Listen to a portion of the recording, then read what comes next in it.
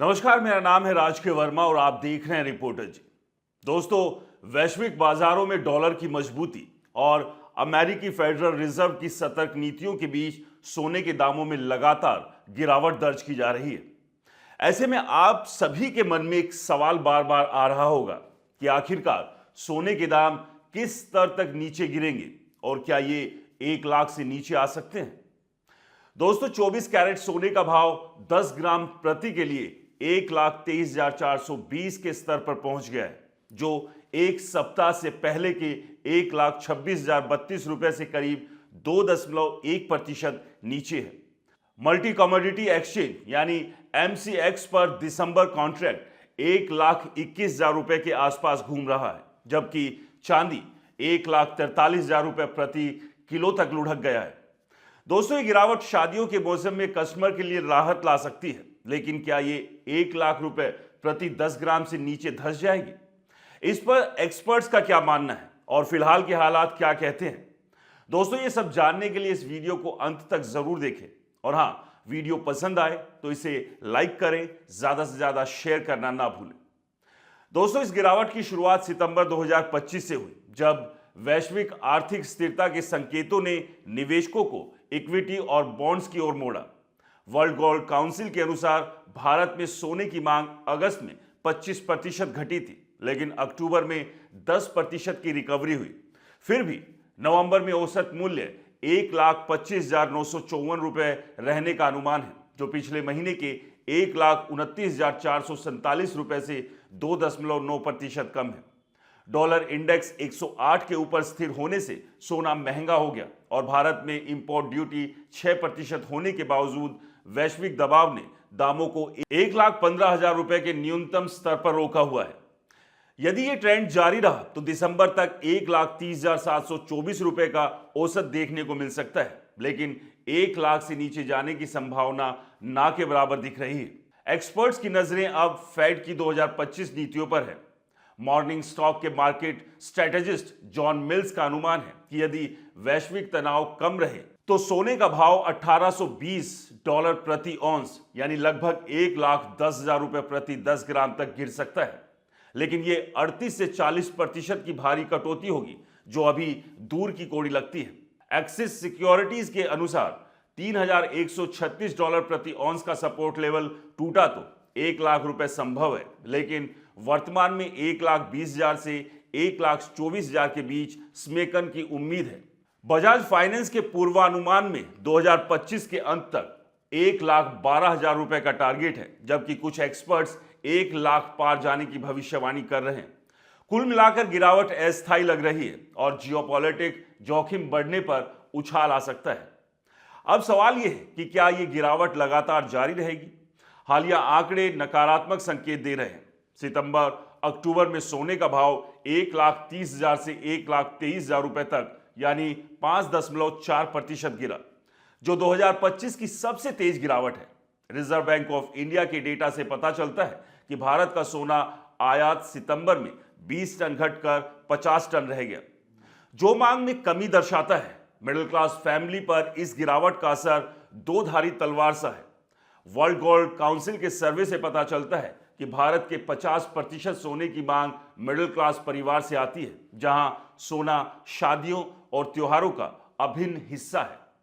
गिरते दामों से खरीदारी आसान हो रही है। अक्टूबर में 10 ग्राम सोने पर 3,000 रुपए की बचत हुई, जो एक औसत परिवार के लिए अच्छी बचत के बराबर है। लेकिन लंबे समय में यदि दाम 1 लाख से नीचे गए तो पहले से होल्डिंग का मूल्य 20 से 25% घट जाएगा, जो रिटायरमेंट सेविंग को चोट पहुंचाएगा। ग्रामीण मध्यम वर्ग, जहां 55 से 58% परिवार सोना रखते हैं, पर असर ज्यादा पड़ेगा क्योंकि उनकी आय अस्थिर है। पॉजिटिव साइड पर नजर डालें तो यह गिरावट कस्टमर के व्यवहार को बदल रही है। द हिंदू की रिपोर्ट के मुताबिक तमिलनाडु जैसे राज्यों में मध्यम वर्ग परिवार अब सोने की बजाय डिजिटल गोल्ड या सॉवरेन बॉन्ड्स की ओर रुख कर रहे हैं, जो 2025 में 15% वृद्धि दिखा रहे हैं।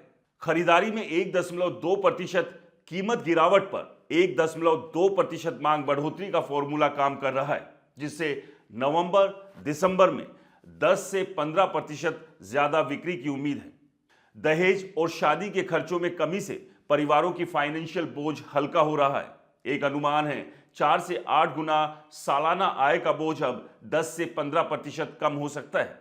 लेकिन यदि ये गिरावट रुकी नहीं तो ज्वेलर्स का कारोबार 20% प्रभावित होगा, जो अप्रत्यक्ष रूप से मिडिल क्लास की नौकरियों को खतरे में डालेगा। दोस्तों, आर्थिक मोर्चे पर गिरते सोने के दाम भारत के करंट अकाउंट डेफिसिट यानी CAD को राहत दे रहे हैं। 2025 में सोना आयात 10% घटकर 800 टन रहने का अनुमान है, जो GDP के 2.1% CAD को 1.8% तक सीमित रखेगा। मिडिल क्लास के लिए अच्छा है क्योंकि कम आयात से रुपए पर दबाव कम होगा और मुद्रास्फीति 5.5% पर नियंत्रित रहेगी। लेकिन लंबी गिरावट से गोल्ड लोन की ब्याज दरें बढ़ सकती है। मुथूट फाइनेंस जैसे संस्थानों में 34% वृद्धि का पूर्वानुमान है, जो निचले मध्यम वर्ग के लिए 13,000 से 15,000 रुपए मासिक आय को कर चुकाने में मुश्किल में डालेगा। दोस्तों, कुल मिला के ये मौका है, लेकिन सतर्क रहने की जरूरत है। सोने के दामों की ये गिरावट मिडिल क्लास के लिए दुर्लभ खरीदारी का मौका है, लेकिन लगातार जारी रहने पर वेल्थ इरोजन का खतरा मंडरा रहा है। 2025 के अंत तक 1,12,000 से 1,15,000 रुपए के दायरे में स्थिरता की उम्मीद है, जो 1 लाख से नीचे जाने की आशंकाओं को कमजोर करती है। परिवारों को सलाह है कि वो डाइवर्सिफिकेशन अपनाएं, सोने के साथ इक्विटी और म्यूचुअल फंड्स मिलाएं, जैसा कि PV नदर ने कहा। सोना हमेशा सुरक्षित है, लेकिन बुद्धिमानी से निवेश करें। बाजार की यह अनिश्चितता मिडिल क्लास को मजबूत बनाने का सबक दे रही है, बशर्ते सही समय पर सही कदम उठाएं। दोस्तों, सोने में लगातार चल रहे उतार चढ़ाव के बीच हर किसी के मन में आशंकाएं हैं। जिन्होंने सोना उस वक्त खरीदा जब सोना अपने हाई पर था, यानी 1,30,000 से ऊपर, तो आप समझिए कि आज उनकी टेंशन का स्तर भी कहां पर होगा, क्योंकि लगातार सोने के दाम नीचे की तरफ खिसकते दिख रहे हैं। लेकिन जो एक आशंका है कि क्या सोना 1 लाख से नीचे आएगा, तो तमाम एक्सपर्ट्स की राय के मुताबिक ऐसा होता हुआ फिलहाल नजर नहीं आ रहा है। इतना ही नहीं, कई भविष्यवाणी 2026 के लिए भी है। एक्सपर्ट्स का मानना यह है कि 2026 के मध्यम यानी मिड तक पहुंचते पहुंचते सोना एक बार फिर से अपने हाई के स्तर से भी ऊपर जाता नजर आएगा। लेकिन इसमें कितना समय लगेगा, इसके लिए आपको बाजार पर नजर बनाने की जरूरत है।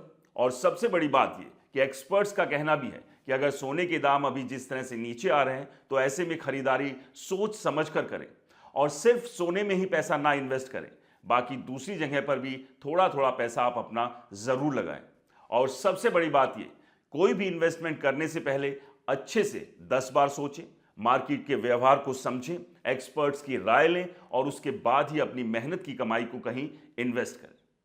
दोस्तों, सोने के इस उतार चढ़ाव पर आपकी क्या राय है, हमें कमेंट्स कर जरूर बताएं। और हाँ, ये वीडियो अगर आपको पसंद आया हो तो इसे लाइक करें, ज़्यादा से ज़्यादा शेयर करें और हमारे चैनल को सब्सक्राइब करना ना भूलें।